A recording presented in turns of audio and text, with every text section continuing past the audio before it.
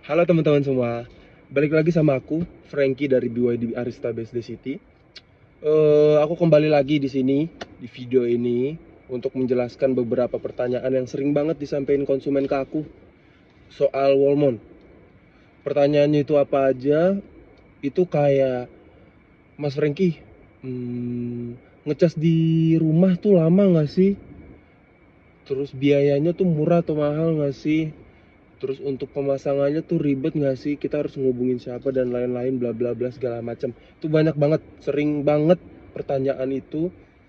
Setiap konsumen datang ke aku itu yang sering ditanyakan. Nah, di video ini aku mau jelasin beberapa pertanyaan tersebut. Aku jelaskan secara singkat aja paling ya teman-teman.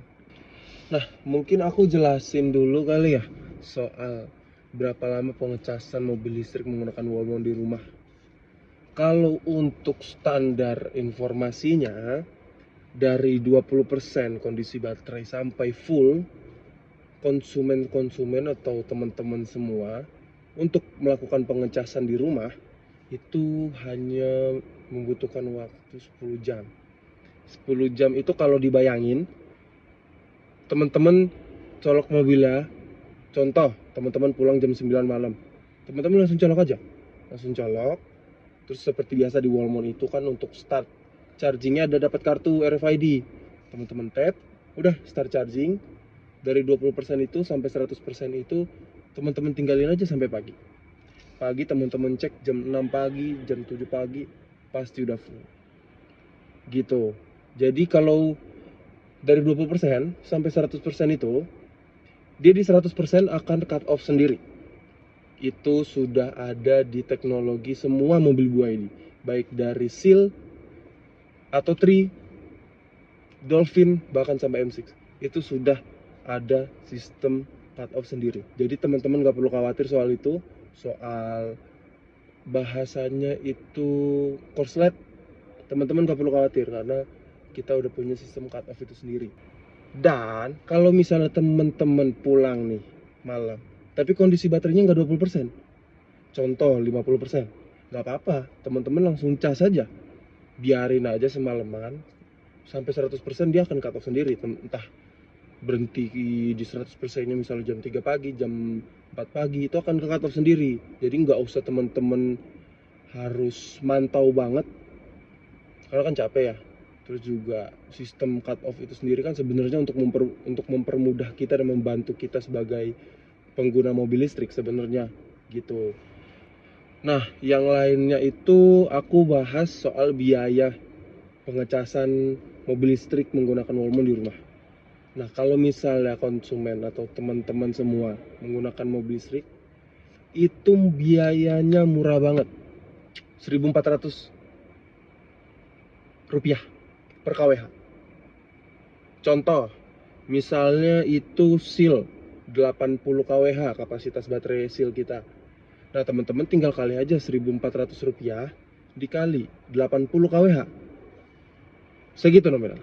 Kalau aku hitung-hitung 200.000 lah sekali ngecas, Tapi kan sekali ngecas itu jarak tempuhnya kalau Seal kan bisa sampai 650 kilo. Itu yang premium, kalau yang performance cuma 580. Tapi kan worth it 580 kilo kalau misalnya teman-teman semua penggunaannya cuma sekitar BSD, yang notabene kalau kalian semua muter-muter ya habislah sehari 40-50 kilo. Seminggu sekali juga baru ngecas, bahkan seminggu sekali 200.000 contohnya ya, kali 4 paling teman-teman cuma keluarin masih under sejuta kok, dibanding teman-teman harus beli bensin apalagi beli solar. Waduh, bisa 1.500.000 2 juta sendiri untuk bensinnya tersebut kan. Nah, itu dia biaya mobil listrik itu lebih murah kalau di rumah, 1.400 rupiah per kWh. Tapi beda halnya dengan teman-teman ngecas di SPKLU. Kalau di SPKLU memang kelebihannya itu fast charging. Dia banget fast charging, dia cepet banget.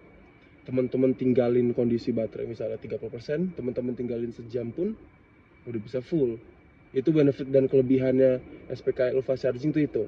Tapi ada sedikit Perbedaan dari biayanya. Dari biayanya itu, setahu aku terakhir itu biaya per KWH-nya itu di angka 2.500 per KWH.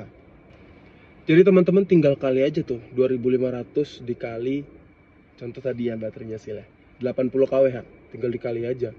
Ya paling 300.000 mungkin ya, tapi kan benefitnya teman-teman nggak perlu nunggu lama gitu. Terus juga untuk station SPKLU nya kan udah banyak sekarang, teman-teman bisa cek semua di head unit mobil teman-teman semua, mobil BYD teman-teman itu tinggal pilih aja charging station. Pilihan charging station akan tersedia titik-titik warna biru di situ. Titik-titik warna biru di situ tersedia kok. Terus teman-teman tinggal pilih aja. Gitu. Nah, yang ketiga itu untuk pemasangannya ribet apa enggak sih? Kalau mau pasang wall mount di rumah. Sebenarnya nggak ribet kok. Teman-teman semua akan dibantu oleh aku dan pihak BYD. Jadi teman-teman pokoknya udah terima beres, nggak usah mikirin pemasangannya gimana, bayaran biayanya gimana, harus ke siapa, nggak usah dipikirin.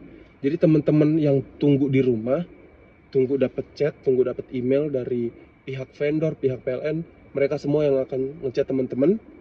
Nah teman-teman ya syaratnya satu, harus fast respon aja. Kenapa harus fast respon ya? Supaya tektokannya kan lebih cepat, terus pemasangannya juga nanti akan lebih cepat kalau teman-teman fast respon gitu. Untuk biaya yang dikeluarin pada saat pemasangan wall mount, teman-teman cuman keluarin biaya untuk satu SLONID. SLONID itu apa? Teman-teman perlu tahu nih, SLONID itu ada di semua rumah. Nah, mungkin teman-teman belum tahu kali ya. Nah, aku jelasin sedikit aja. SLONID itu nomor registrasi PLN. Gitu. Jadi, nomor registrasi PLN teman-teman ini wajib ada dan harus wajib dibayarkan karena menandakan kalau teman-teman terdaftar sebagai pengguna mobil listrik. Nah, kalau udah terdaftar, teman-teman nanti ke depannya akan dapat potongan lagi setiap pengecasan di malam hari sampai subuh, dari jam 10 malam sampai jam 5 pagi, itu akan dapat diskon potongan 30% per bulannya. Jadi diakumulasi per bulan konsumen atau teman-teman semua akan diakumulasi potongan 30%-nya di akhir bulan itu gitu. Nah, yang kedua itu biaya yang harus dikeluarin itu untuk grounding. Sebenarnya grounding ini sih aku bilang tentatif ya. Karena di beberapa klaster perumahan besar, mungkin teman-teman rumahnya di komplek-komplek besar, itu kemungkinan besar groundingnya sudah terintegrasi dengan baik oleh developer pada saat pembangunan rumahnya. Jadi kalau misalnya teman-teman sudah ada grounding, nah teman-teman tahu groundingnya itu udah ada atau enggak, nanti akan ada pihak PLN yang datang. Pihak PLN itu akan ngechat teman-teman dulu untuk melakukan survei segala macam, janjian dan lain-lain. Nah, di situ baru orang PLN-nya ngecek ada grounding apa enggak. Kalau misalnya nggak ada grounding, teman-teman harus pasang. Biaya yang dikeluarin itu 1.200.000.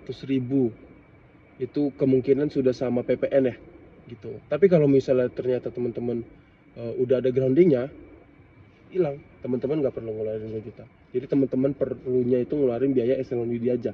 Nah, biaya SLONID itu sekitar 850.000 belum PPN. Kalau tambah PPN mungkin kisaran sejutaan lah ya, masih di bawah 1.200.000 kok gitu. Jadi itu aja yang bisa aku jelasin ke teman-teman semua soal pertanyaan-pertanyaan konsumen yang sering nanya ke aku. Ketiga hal tersebut, nah aku udah jelasin di video ini. Semoga penjelasan yang aku sampaikan ke teman-teman bisa bermanfaat, bisa mengedukasi. Baik buruknya penyampaian aku mohon dimaafkan gitu. Kembali lagi nanti ke video selanjutnya ya. Bye bye teman-teman.